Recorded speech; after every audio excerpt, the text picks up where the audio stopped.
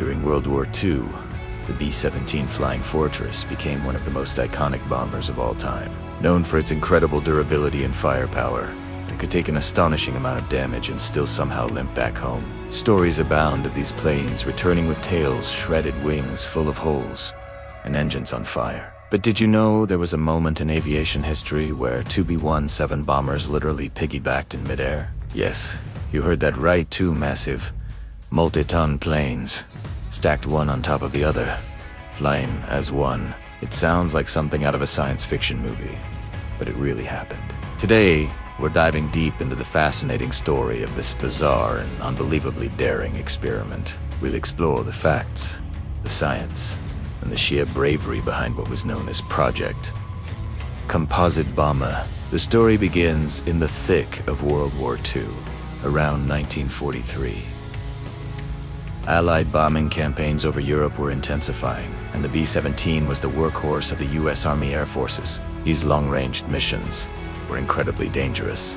B-17s had to fly through relentless flak and swarms of enemy fighters. While their reputation for toughness was well-earned, many bombers returned from missions with severe battle damage. We're talking about engines knocked out, control surfaces shot to pieces, and gaping holes in the fuselage. Landing these crippled giants was a feat in itself. But once on the ground, a new problem emerged.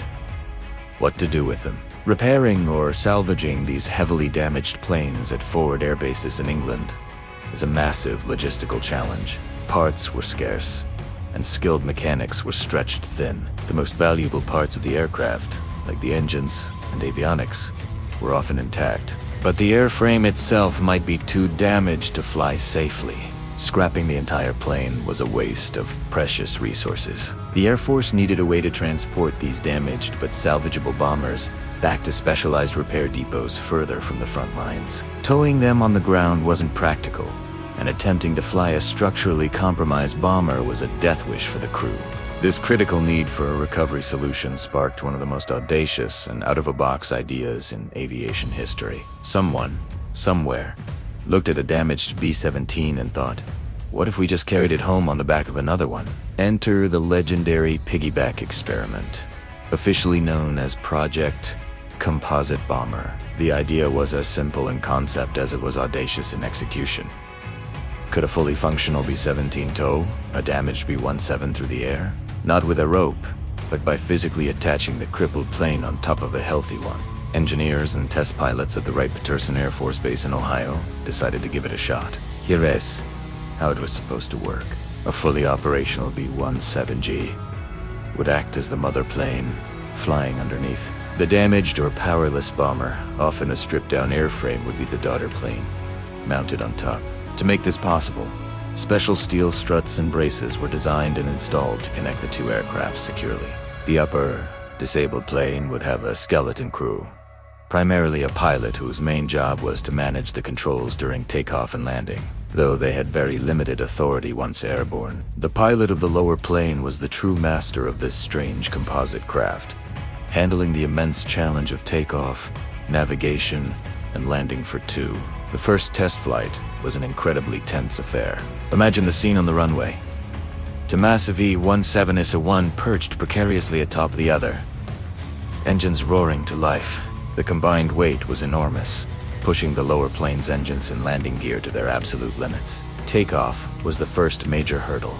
The lower pilot had to apply power with surgical precision to get the behemoth airborne without stalling or veering off the runway. Once in the air, maintaining stability was a constant battle.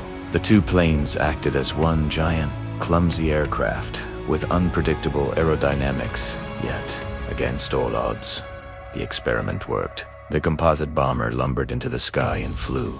The pilot successfully completed the test flight, proving that the concept was technically possible. The piggyback configuration allowed a damaged bomber to be transported safely back to a repair depot. However, the pilots reported that the flight was extremely demanding. The lower plane's engines had to run at near maximum power the entire time.